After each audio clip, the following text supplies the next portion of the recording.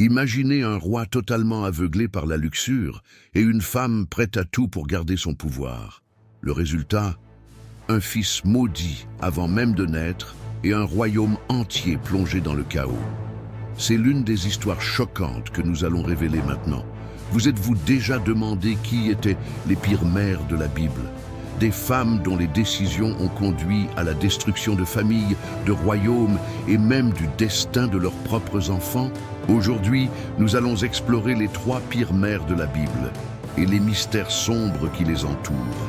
Celles qui ont manipulé des rois, trahi leurs propres enfants et défié Dieu pour garder le contrôle.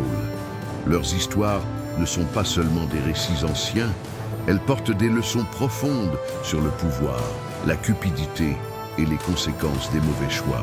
Maintenant, arrêtez-vous et réfléchissez. Si vous pouviez choisir une mère de la Bible à ne pas avoir comme belle-mère, qui serait-ce? Peut-être Jézabel, qui manipulait tout et tout le monde, ou Athalie, qui a exterminé sa propre famille pour gouverner. Découvrons-le. À travers la Bible, nous trouvons des exemples de mères aimantes et fidèles. Mais il y en a aussi celles dont les actions furent si cruelles que leurs noms sont restés gravés dans l'histoire sacrée comme des symboles de corruption et de destruction. Qui étaient ces femmes? Qu'ont-elles fait pour être mémorisées de cette manière? Restez jusqu'à la fin, car la dernière mère de cette liste pourrait être la plus terrible de toutes, et son histoire révèle l'un des plus grands secrets sur les plans de Dieu pour l'avenir d'Israël.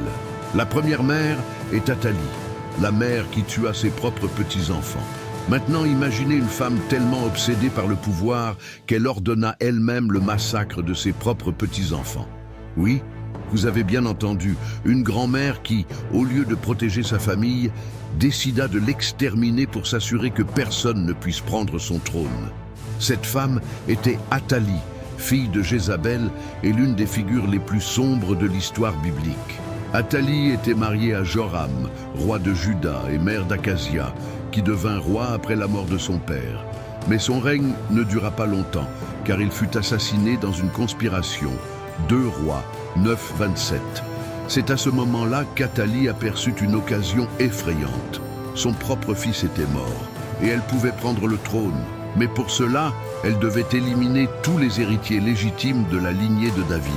Alors, sans hésiter, Athalie ordonna l'extermination de ses petits-enfants et de tout autre descendant royal qui pourrait défier son règne. 2 Rois 11-1. Cependant, un seul bébé échappa à ce massacre sanglant. Joas, l'un des fils d'Akazia. Il fut sauvé par sa tante Jéhosheba, qui le cacha dans le temple du Seigneur pendant 6 longues années. 2 Rois 11-2-3. Pendant ce temps, Athalie gouverna d'une main de fer, introduisant encore plus d'idolâtrie en Juda et éloignant le peuple de Dieu.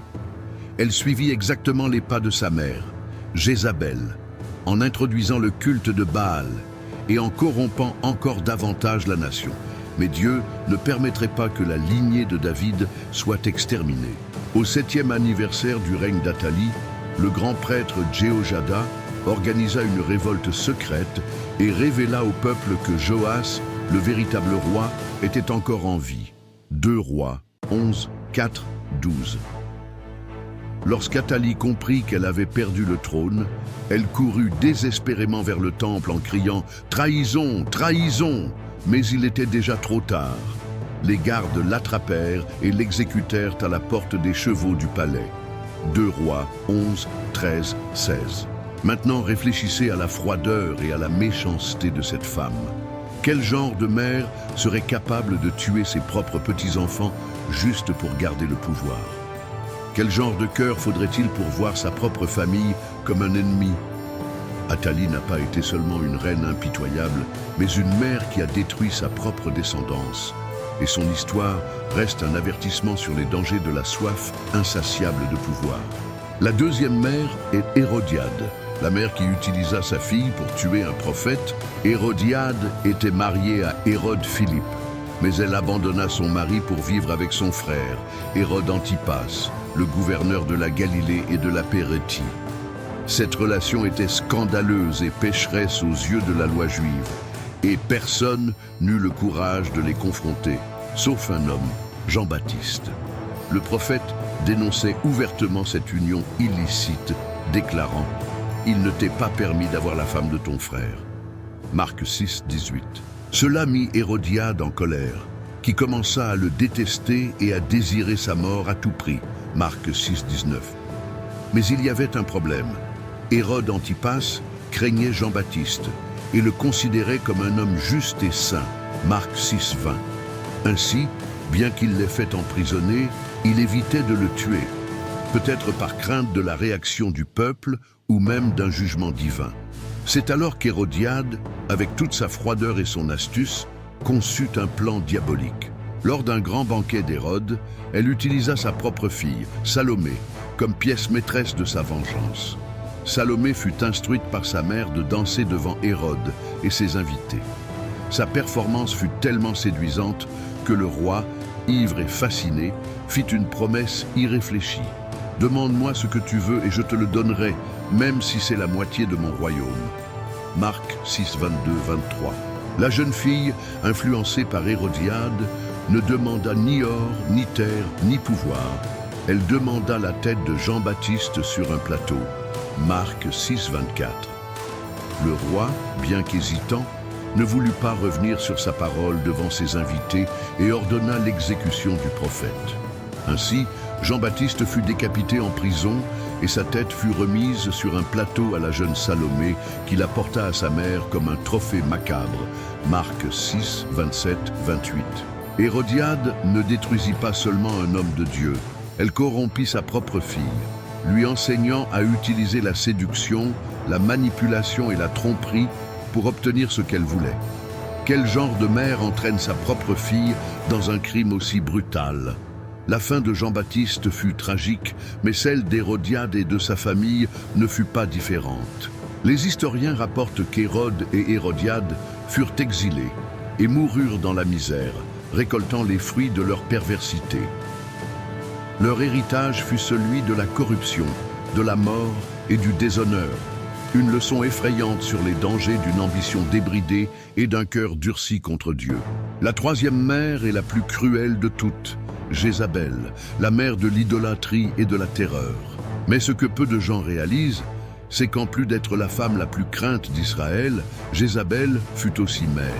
Et son éducation donna naissance à l'un des rois les plus cruels de l'histoire biblique.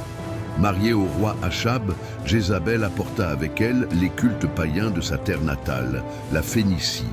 Elle introduisit le culte de Baal et d'Astarté, entraînant Israël dans la plus grande apostasie de son histoire. 1 Roi 16, 31, 33. Mais Jézabel ne se contentait pas de promouvoir l'idolâtrie, elle exterminait ceux qui s'y opposaient. Les prophètes du Seigneur furent persécutés et tués sur son ordre. 1 Roi 18, 4. Et sa fureur contre Élie fit fuir le prophète pour sauver sa propre vie. 1 Roi 19, 1, 3. Mais l'héritage de Jézabel ne s'arrêta pas là. Elle fut la mère d'Athalie, une femme qui suivrait ses pas de destruction. Elle fut aussi la mère de Joram, un roi qui apprit d'elle à faire ce qui était mal aux yeux du Seigneur. 2 Rois 8, 18. Jézabel ne corrompit pas seulement Israël, elle corrompit ses propres enfants. Sa maternité ne fut pas marquée par l'amour, mais par l'enseignement du mal, l'imposition de la peur et une soif insatiable de pouvoir. Et quel fut le destin de Jézabel? Une mort horrible et prophétisée. Le prophète Élie annonça que les chiens dévoreraient son corps et qu'elle n'aurait pas de sépulture. 1 Roi 21, 23. Et c'est exactement ce qui se passa. Lorsque Jéhu ordonna son exécution, elle fut jetée par la fenêtre du palais, son sang éclaboussant les murs et les chevaux, et son corps fut piétiné. 2 Rois 9, 33. Plus tard, lorsqu'on chercha son cadavre, il ne restait que le crâne, les pieds et les mains, exactement comme Dieu l'avait prédit. 2 Rois 9, 35, 37. Maintenant, imaginez être l'enfant d'une telle femme. Grandir en voyant la terreur, la manipulation et le mépris absolu pour Dieu. Jézabel n'a pas été seulement la pire reine d'Israël, elle a été l'une des pires mères de la Bible. Son héritage fut celui de la destruction, et sa mort n'était que le reflet de la vie qu'elle avait choisi de vivre. Et ce qui est encore plus terrifiant, l'esprit de Jézabel continue d'agir aujourd'hui, même au sein des églises, influençant ceux qui désirent le pouvoir à tout prix. Les histoires de Jézabel, d'Athalie et d'Hérodiade sont marquées par le pouvoir, la corruption et la destruction. Elles n'ont pas seulement suivi des chemins pervers, mais ont entraîné leur propre famille et nation dans la ruine. Ce furent des femmes qui, au lieu de protéger et d'orienter leurs enfants, les ont utilisés comme instruments d'ambition et de malice, laissant un sillage de sang et de tragédie. Leurs actes n'ont pas été impunis. Chacune d'elles a récolté exactement ce qu'elle avait semé. La Bible nous montre que la maternité est un don sacré et une grande responsabilité. Tandis que de nombreuses mères bibliques ont été des exemples de foi et d'amour, comme Marie, la mère de Jésus, ces trois femmes sont devenues des symboles de destruction et de corruption. Elles nous enseignent que les choix d'une mère peuvent façonner non seulement le destin des enfants, mais aussi des générations entières. Ce qui rend ces histoires encore plus terrifiantes, c'est que l'esprit de Jézabel, d'Athalie et d'Hérodiade continue d'agir dans le monde aujourd'hui. Des hommes et des femmes qui utilisent la manipulation, la cupidité et la soif de pouvoir pour contrôler et détruire des vies existent encore. La question est la suivante. Qu'est-ce que nous pouvons apprendre de ces récits pour éviter de commettre les mêmes erreurs ? La Bible ne cache pas les failles humaines. Elle nous alerte sur les conséquences du péché et nous montre le chemin vers la vérité. Si ces trois femmes avaient choisi d'obéir à Dieu, leur destin aurait été totalement différent. Mais, à la fin, leurs actions les ont conduites à la honte, à l'exil et à la mort. Cela nous rappelle que chaque choix que nous faisons a un poids éternel. Si ces histoires ont retenu votre attention et vous ont fait réfléchir, n'oubliez pas d'aimer cette vidéo et de vous abonner à la chaîne. Ici, nous apportons des contenus profonds sur la Bible et ses mystères. Partagez cette vidéo avec quelqu'un qui s'intéresse aussi aux histoires frappantes de la parole de Dieu et aidez-nous à diffuser la connaissance et l'édification. À la prochaine vidéo.